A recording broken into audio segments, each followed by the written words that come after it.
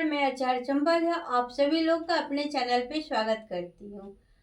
आज मैं बात करने वाली हूँ विष योग के बारे में कि जन्म कुंडली में विष योग कब बनता है और इसके क्या परिणाम होते हैं, शुभ होते हैं या अशुभ होते हैं।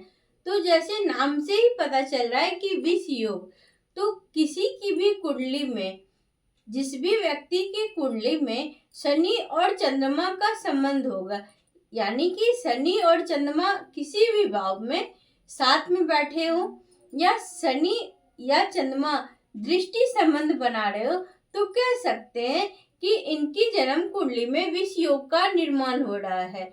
विष योग को अर्धनारीश्वर योग या फिर संन्यास योग के नाम से भी बहुत सारे लोग जानते हैं।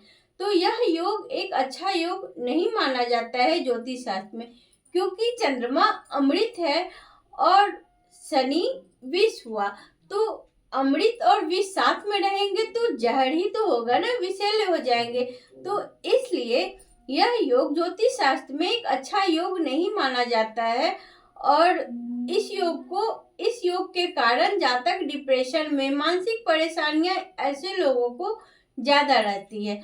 तो यहाँ पे बताने की मैं कोशिश कर रही हूँ कि शनि और चंद्रमा का संबंध कहीं से भी किसी भी भाव में बन जाए, वो दृष्टि से बने या फिर युति से बने, तो विष योग का निर्माण होगा।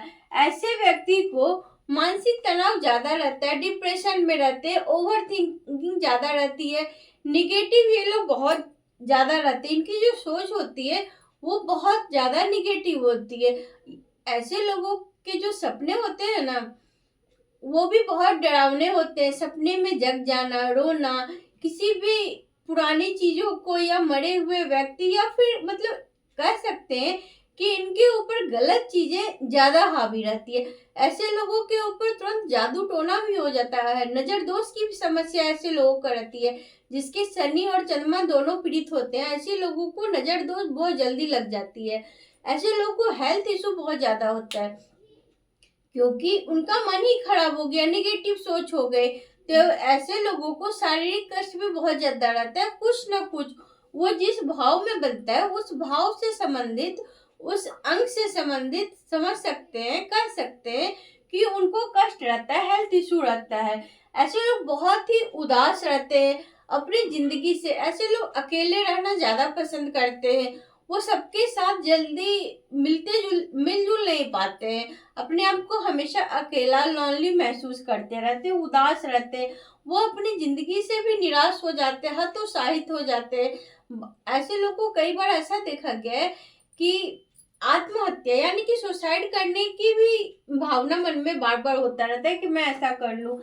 इनके रिलेशन भी अच्छे नहीं रहते, इनके रिलेशनशिप में भी बहुत ज्यादा दिक्कत होती है। वो फैमिली के साथ हो या हस्बैंड के साथ हो या बच्चों के साथ हो, क्योंकि मन से ही तो सब कुछ होता है। तो उनका मन ही निगेटिव हो गया है, तो ये सारे चीजों पे गलत प्रभाव ही डालता है, गलत इम्पैक्ट ही डालता है। ऐसे लोगों को कैरियर में भी अच्छा रिजल्ट नहीं मिलता है। बहुत मेहनत करना पड़ता है, संघर्ष करना पड़ता है, परिश्रम करना पड़ता है, तब जाके जो है कि कह सकते हैं कि कैरियर बनता भी है। और बार बार कुछ ना कुछ उसमें रुकावट आती रहती है, कैरियर में जल्दी आगे नहीं बढ़ पाते, उनका प्रमोशन नहीं हो पाता, या बिजनेस करते हैं तो जल्दी प्रॉफिट नहीं होता है, उसमें बहुत ज्यादा एफर्ट लगाने पड़ते हैं, पैसे लगाने पड़ते हैं, तब जाके वो सक्सेस होते हैं। तो इस तरह से शनि चंद्रमा का कहीं भी या फिर अष्टम से ही संबंध बन जाए या पंचम से, सप्तम से ही संबंध बन जाए, कहीं से भी, मान लीजिए शनि यहाँ पे बैठ जाए और चंद्रमा यहाँ पे बैठ जाए, तो कह सकते हैं कि ऐसे लोगों को अपने रिलेशनशिप में अच्छा नहीं रहेगा। शनि यहाँ बैठ जाए, चंद्रमा यहाँ बैठ जाए, तो अपने बच्चों से, तो जिस भी भाव में बैठेगा उस रिलेशन से, उस अंग से संबंध अच्छे नहीं रहते हैं।